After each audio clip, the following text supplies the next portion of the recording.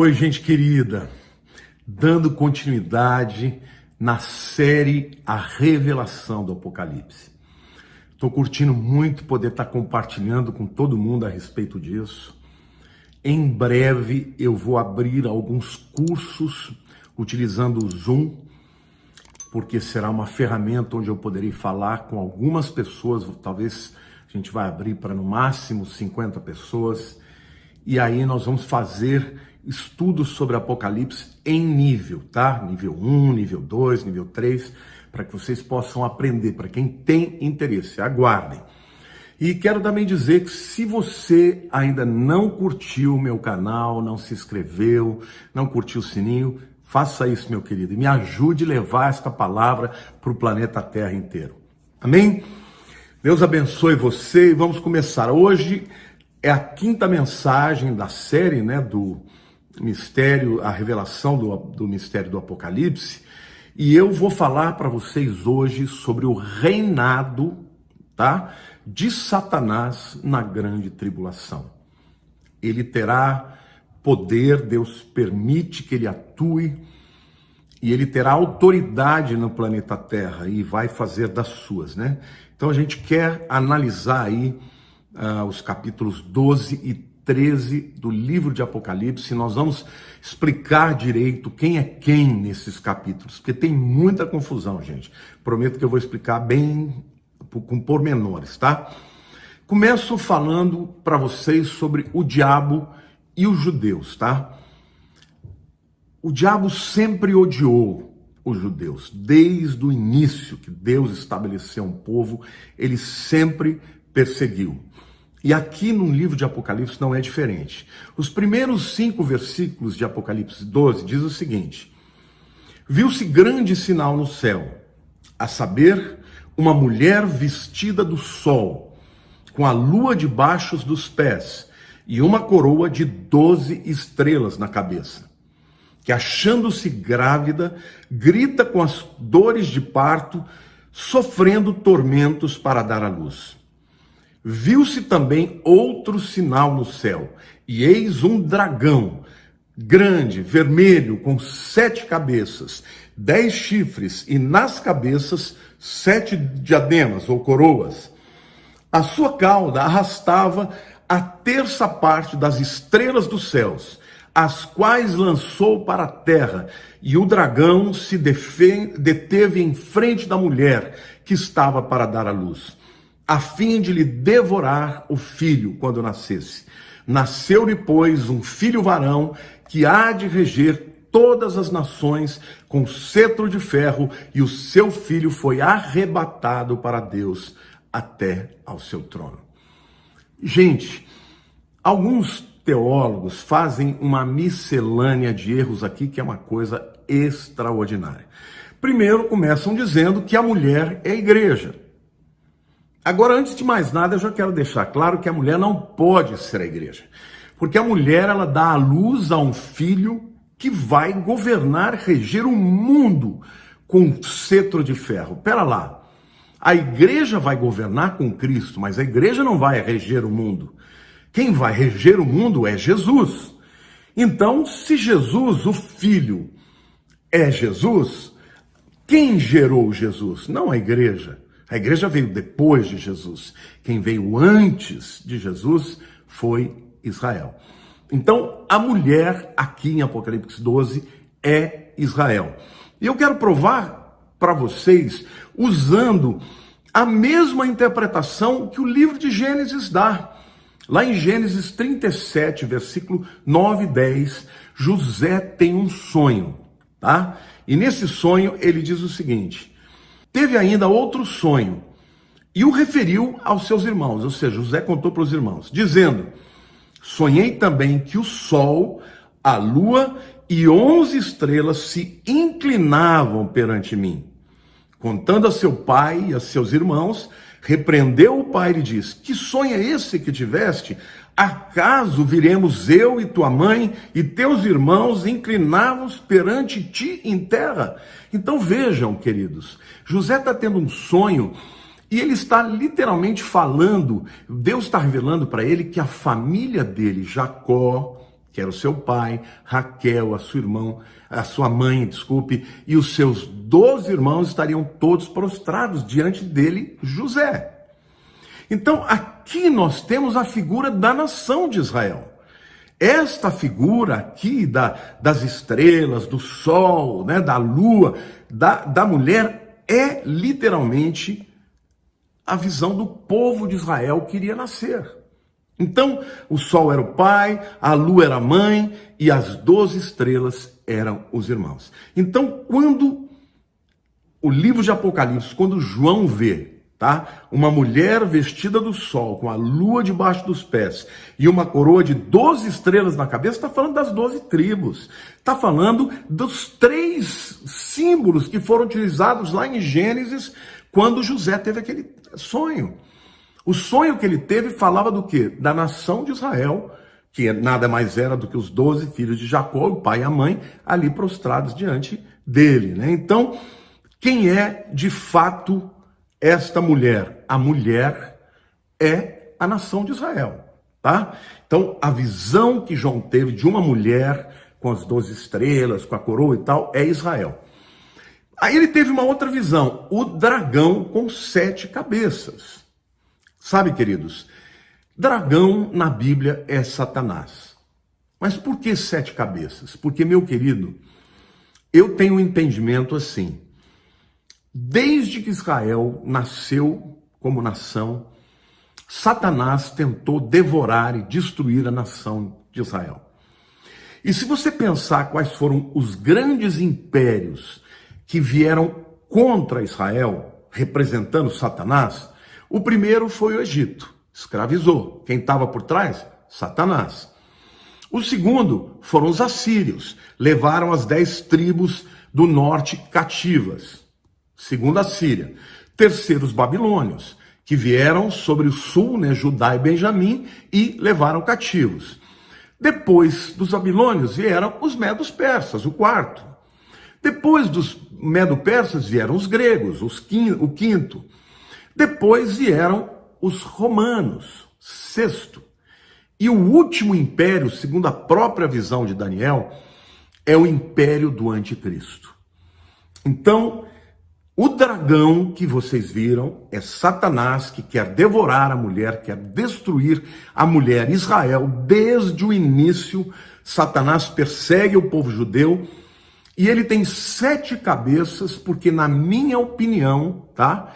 O tempo do anticristo, todas essas nações, meus queridos, que se levantarão contra Israel, dando autoridade para a serpente e para o dragão, são essas nações antigas. E todas elas, preste atenção, todas elas são muçulmanas hoje.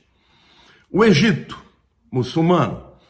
Os assírios, a Síria ficava lá no Iraque. Iraque é muçulmano. Babilônia também no Iraque, muçulmano, tá? Depois da Babilônia, Medo-persas. Persas são os iranianos, a Pérsia é no Irã, também muçulmanos. O quinto é Grécia, só que a Grécia aqui é uma tradução ruim. No original, no hebraico, é Yavan, tá? Naquele tempo, a Grécia de hoje era chamada de Macedônia, tá? Mas Yavan era a Turquia. Yavan era uma cidade na Turquia. Então, o quinto império vem da Turquia, muçulmano. O sexto império será o império do anticristo, que, na minha opinião, reconstruirá o Império Romano da época, tá? O Império Romano que atingiu não só o Ocidente, então, portanto, o Império do Anticristo, eu entendo que parte da Europa estará com ele, mas também parte do Império Romano do Oriente, que está na cidade de Istambul e, portanto, muçulmano. Então, as 7 cabeças, queridos, são 7 impérios que se levantaram contra os judeus, tá? Egito, Assíria, Babilônia, persas, gregos, romanos e o anticristo. E o último dos impérios, na minha opinião, é o califado, o Império Otomano, que vai reviver, tá? Todas estas coisas e todos esses países, todas essas cabeças, e eles virão contra quem? contra a mulher que está grávida para dar à luz a um filho. Esta figura, irmãos, é para deixar claro que a quem realmente o dragão quer perseguir e matar. Ele contende contra quem? Contra Israel e contra o seu filho, que é Jesus, o Mashiach, o Senhor e o Salvador. Amém? Então, a figura aqui, o dragão é Satanás. As 7 cabeças são esses 7 impérios. 6 passados e este império que, na minha opinião, é o império do califado, o império otomano, que vai reviver juntando todos os muçulmanos contra os judeus na época da grande tribulação. O texto lá fala também que Satanás, o ódio dele será derramado no futuro, tá? O ódio no passado é a história, tá? Do ponto de vista de João, ele olhando para trás, ele vê o que já aconteceu, mas ele olha para o futuro para falar de um ódio que virá posteriormente, né? Que são os versículos 16 e 17, que Satanás se levanta contra a mulher, né? E este filho que foi levado ao céu, fala da ascensão de Jesus, né? Da assunção, né? Logo depois que ele morreu, ressuscitou ali do Monte das Oliveiras, ele subiu. Isso tudo é para vocês terem certeza que a perseguição do dragão será contra a nação de Israel. Aí nos versos 7 a 12, a Bíblia fala que Miguel, tá? O arcanjo Miguel, que é o grande defensor de Israel, faz luta contra Satanás. E olha o que o texto diz de 7 a 12. Houve peleja no céu, houve guerra. Miguel e os seus anjos pelejaram contra o dragão, contra Satanás. Também pelejaram o dragão e seus anjos, os demônios, né? Aqueles que caíram, aqueles que seguiram a Satanás. Todavia, esses demônios não prevaleceram. Nem mais se achou no céu o lugar deles. Foi expulso o grande dragão, a antiga serpente, que se chama Diabo e Satanás, o sedutor de todo mundo. Sim, foi atirado para a terra e com ele os seus anjos. Sabe, gente, aqui é importante você entender uma coisa. Lá na rebelião de Lúcifer contra Deus, 1/3 dos anjos, aqui chamados de estrelas, ficaram do lado dele. E eles foram expulsos dos céus. E aqui é importante você entender. Tem 3 céus. O primeiro é o firmamento, tá? É onde tem aqui a nossa atmosfera.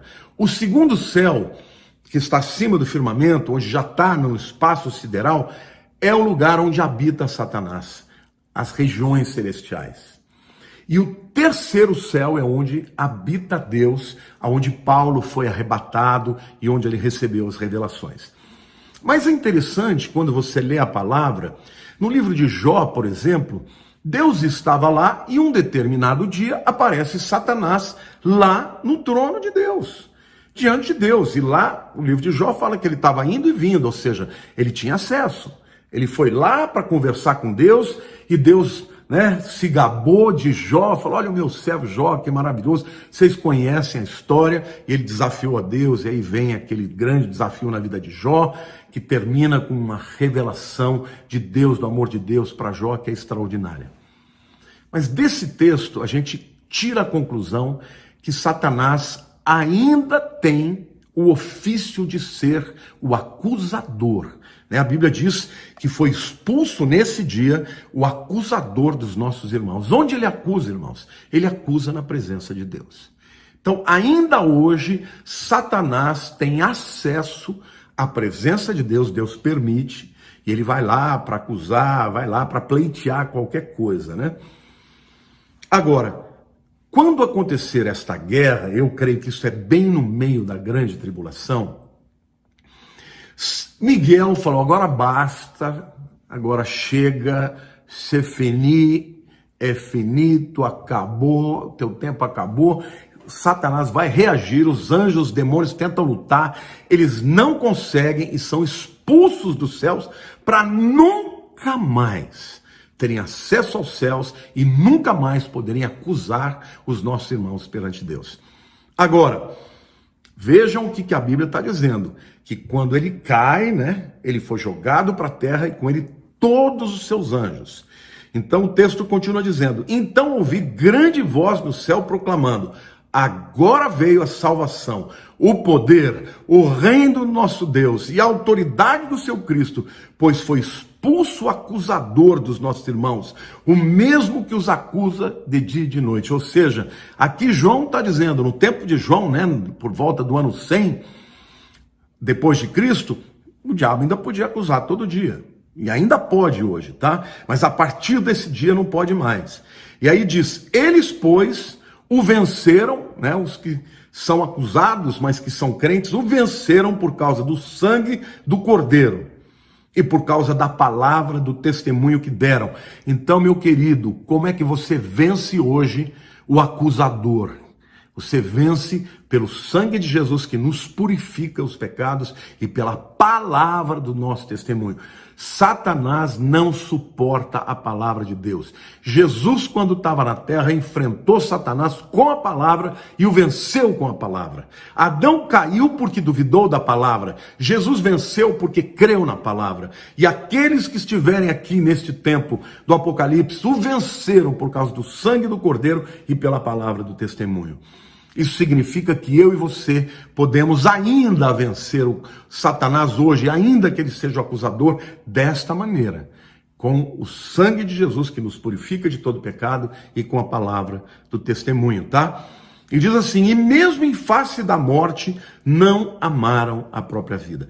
Ele está dizendo isso, gente, por quê? Porque quando Satanás vier para a terra, a ira, o furor, o ódio que ele vai ter de ter sido deposto dos céus, de não ter mais espaço, ele vai voltar toda aquela ira, todo aquele ódio contra as pessoas convertidas, que serão judeus, que se converteram com o testemunho dos 144.000, das duas testemunhas, e também dos gentios que se converteram e pregarão ao mundo. Então, estes serão perseguidos violentamente e muitos morrerão.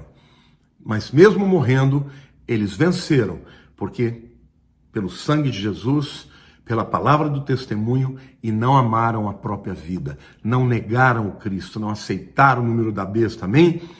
E aí a Bíblia diz, por isso festejai os céus, e vós o que nele habitais, ai da terra e do mar, pois o diabo desceu até vós, cheio de grande cólera, sabendo que pouco tempo lhe resta. Então aqui o texto é muito claro. Nos céus é júbilo, nós que fomos arrebatados, que estaremos lá, nós vamos jubilar, porque a gente vai ver a batalha e vamos ver a humilhação de Satanás e dos demônios, que não estarão mais lá para acusar ninguém. Mas a terra vai sofrer as consequências. Ai da terra e do mar, pois o diabo desceu até vós, cheio de grande cólera, sabendo que pouco tempo lhe resta. Amém? Então aqui a gente vê claramente a ira do diabo contra Israel, tá? A gente vai ler os versículos 4 e 5, né? Diz assim, a sua cauda arrastava a terça parte das estrelas dos céus. Os anjos, né, os seus demônios, as quais lançou para a terra. E o dragão se deteve em frente da mulher que estava para dar à luz, a fim de lhe devorar o filho quando nascesse. Nasceu-lhe, pois, um filho varão que há de reger todas as nações com cetro de ferro. E o seu filho foi arrebatado para Deus até o seu trono. Aí você vai dizer, mas pastor, a mulher ainda não vai dar à luz, queridos, isso é uma figura de linguagem. E dentro da atmosfera eterna, o passado e o presente se confundem com o futuro. Aqui, claramente, quando fala da mulher que está para dar à luz, está falando de que está chegando o tempo do Messias estabelecer o governo do mundo. Satanás acredita que se ele puder destruir Israel, ele vai destruir também o projeto do Messias, porque o Messias vem para Israel. Porque todas as profecias falam de que o Messias viria para estabelecer um governo no mundo, estabelecer a paz de Jerusalém e especialmente governando sobre o povo de Israel. Então, se ele conseguir destruir os judeus, se ele conseguir destruir Jerusalém, ele vai fazer com que seja abortado o plano do Messias antes que ele aconteça. Não é que ali Jesus ia nascer e coisa e tal. Não. Este que vai nascer, que vai governar com cetro de ferro, é Jesus. Mas ali o ataque dele, pontual, no período da grande tribulação, é para tentar impedir que este filho, que é o Messias, estabeleça o seu governo no mundo e governe com cetro de ferro. Amém? Então, a palavra de Deus aqui está usando esta figura para dizer: o dragão é Satanás, a mulher é Israel, e o varão que vai reinar com cetro de ferro é certamente Jesus. Então, o versículo 6 diz assim: a mulher, porém, fugiu para o deserto, onde lhe havia Deus preparado lugar para que nele a sustentem durante 1260 dias, tá? 3 anos e meio. Israel vai ter que suportar e vai ter que aguentar 3 anos e meio, porque no meio da tribulação, Satanás quebra o acordo, né? O anticristo quebra o acordo de paz, e a mulher então passa a ser perseguida pelo dragão e pelo anticristo, tá? Este deserto, muitos teólogos acreditam que seja a cidade de Petra. A cidade de Petra é uma das 7 maravilhas da antiguidade, e ela é um lugar inexpugnável, não dá para você entrar lá com exércitos, porque são cânions muito estreitos, e as pessoas vão estar, os judeus vão estar escondidos. Lá há muitas cavernas, centenas, milhares de cavernas.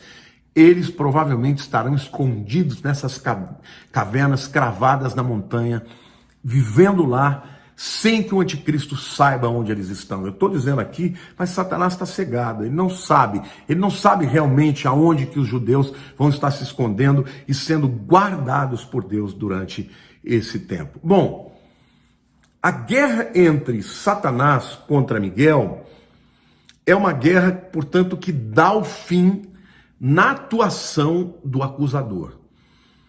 A partir desse tempo, ele não mais nos acusará diante de Deus. Então já é uma glória. Em contrapartida, ele vai, desferir todos os seus esforços contra quem?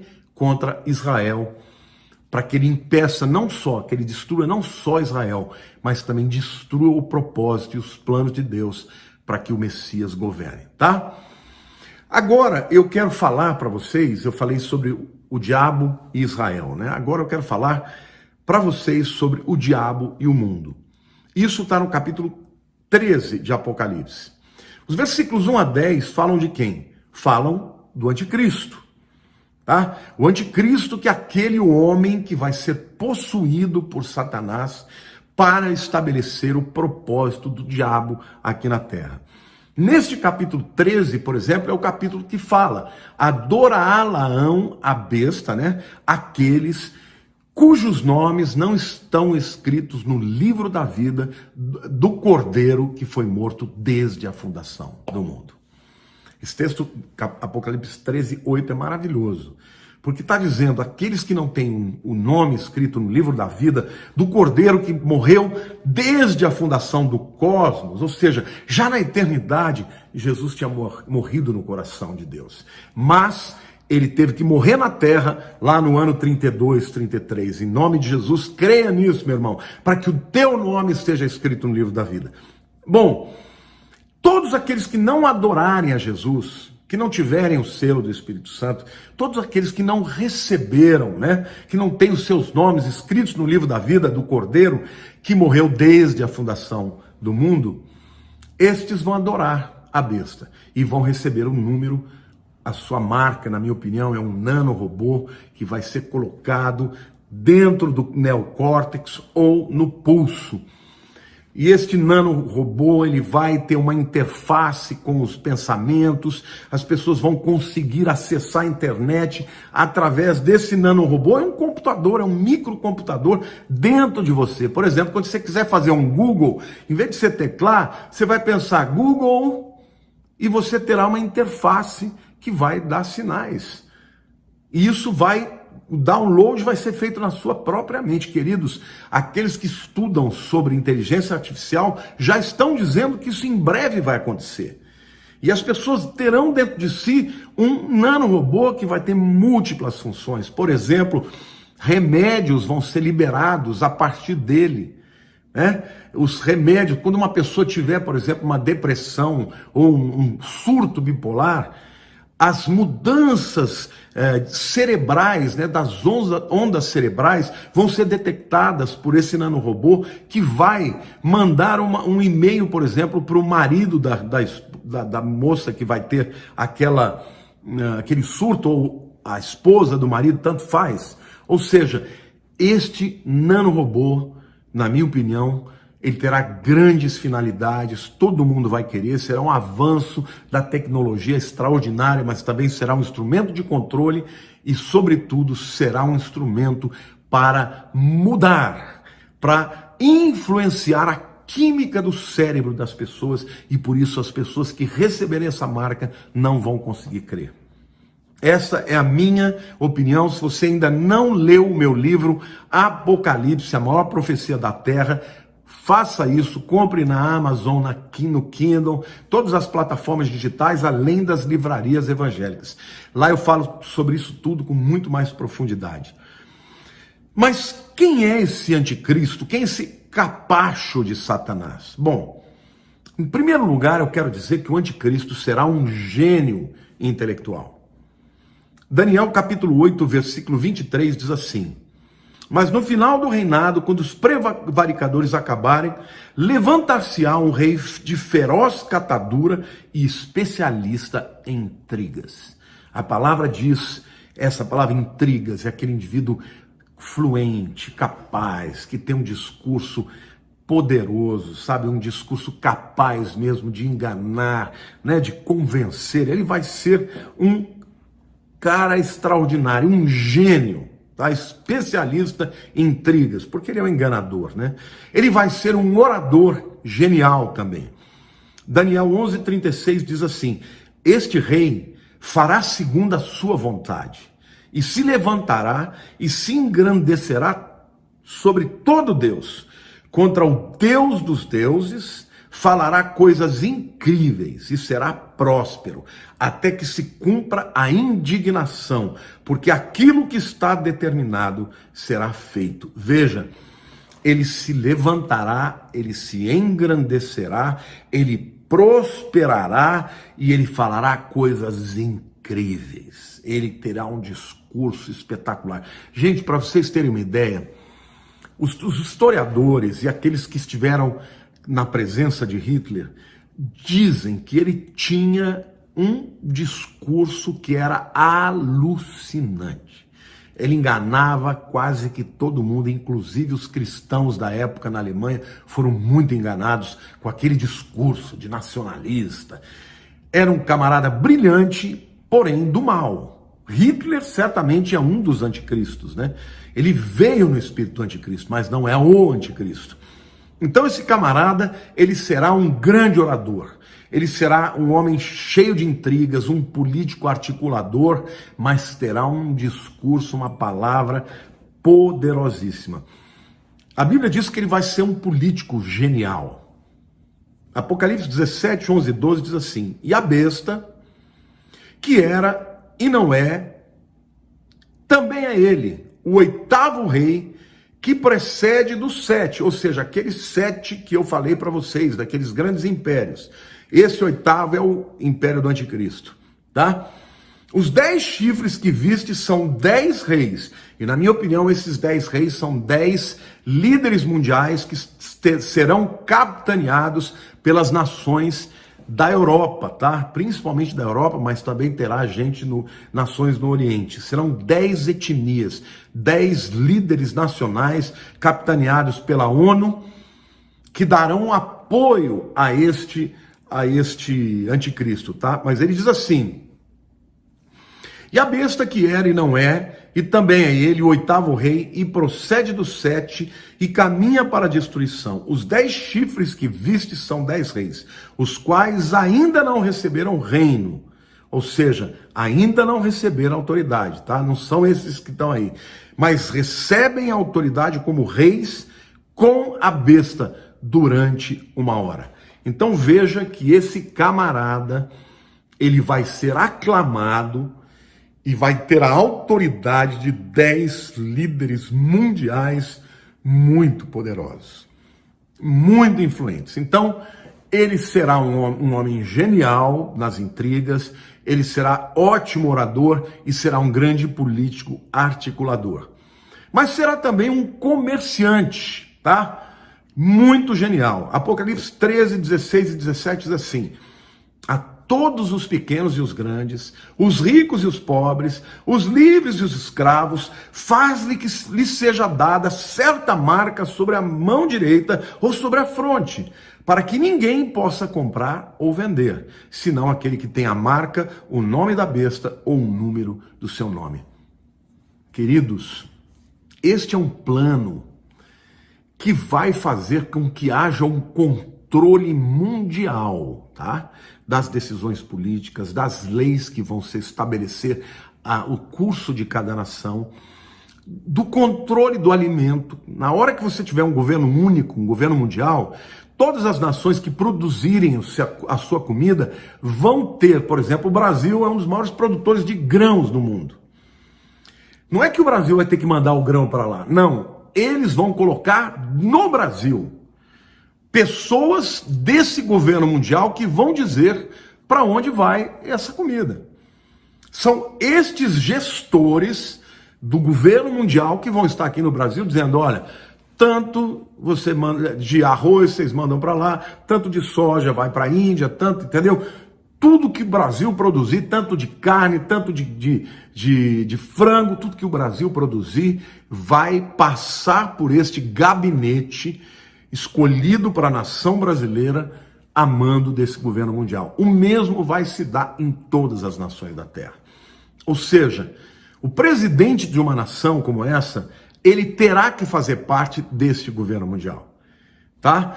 E desta maneira ele vai garantir que quem não receber o número da marca, o número da besta, não pode comprar, não pode vender, porque nesse tempo não vai mais ter papel moeda, nesse tempo não terá mais cartão de crédito. Neste tempo, queridos, as pessoas escanearão, tá? Você, por exemplo, hoje você tem o QR Code, né? Naquele tempo você vai chegar no supermercado e eles vão ler a marca da besta que está em você. E aí, obviamente, imediatamente vai ser debitado da tua conta aquilo que você está gastando. Quem não tiver, não vai poder comprar e nem vender. Então, um camarada desse tem que ser inspirado por Satanás, porque será uma estratégia brilhante de controle mundial. Algo que ninguém conseguiu fazer até agora. Mas todas as coisas estão caminhando para isso. Então, você não tenha dúvidas. E o mundo vai bater palma e vai dizer, olha, gente, é uma coisa mais socialista, vai ser dividida entre todas as nações, todo mundo vai ter, olha, parabéns, ele era o salvador do mundo, este daí deve ser o Cristo, deve ser o Messias, porque olha como o mundo agora, as diferenças sociais estão acabando, olha como está havendo paz. E nada de paz, porque é o engano e a destruição que vem. Ele será também um gênio militar. Apocalipse 13:2 diz assim: a besta que vi era semelhante ao leopardo. O leopardo é um animal que tem, no mundo animal, é um animal que tem a maior percentagem de vitória quando ele ataca, porque ele é forte, porque ele é rápido, ele é um animal que ataca por emboscada, ou seja, ele será como um leopardo, com pés como de urso. O urso é um animal forte, que tem poder, que tem garras extraordinárias. O urso é capaz de virar uma pedra de 1 tonelada, como se fosse uma brincadeira, né? E a boca do leão. Veja que predador que esse camarada será. Isso fala do poder militar. Ele vai ter condições de destruir, passar por cima de qualquer adversário. Quem não submeter a ele vai morrer. E o texto continua dizendo, e deu-lhe o dragão o seu poder, o seu trono e grande autoridade. Então vamos combinar aqui, gente. Ele terá poder político, ele terá poder não só político, mas governamental.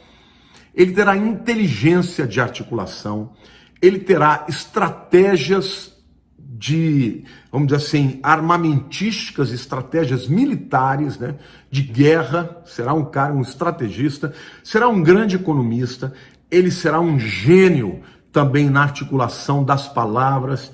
Em outras palavras, o mundo vai ficar absolutamente encantado com ele. E a Bíblia diz, porque não creram na verdade que é Jesus, crerão na operação do erro, da mentira. Isso vai acontecer com o mundo. Mas mesmo assim, haverá aquele grupo de pessoas que, por terem ouvido a palavra antes, ou os judeus por perceberem que Deus levantou judeus que se convertem, como 144 mil, as duas testemunhas, estes terão os ouvidos destapados e não crerão no anticristo, e será uma multidão extraordinária.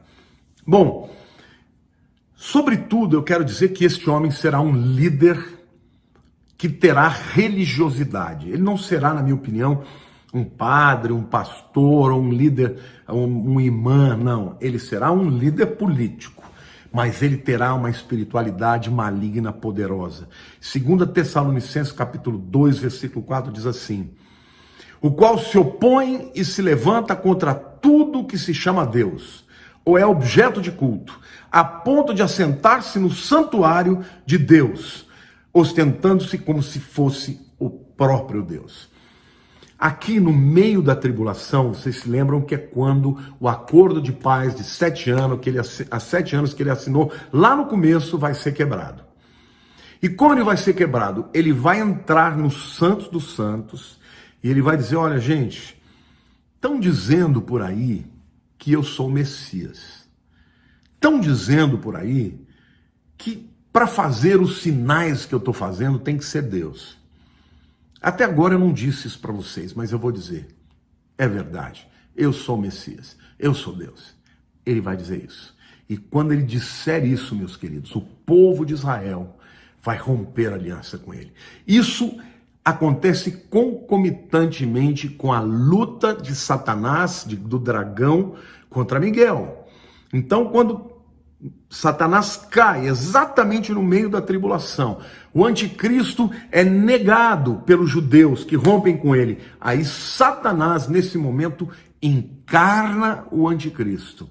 E a partir daí, todo o ódio ele vai ter contra aqueles que servem a Deus, que amam a Deus, porque o texto diz, ele se opõe e se levanta contra tudo. Você vai orar na tua casa, ele vai ser contra.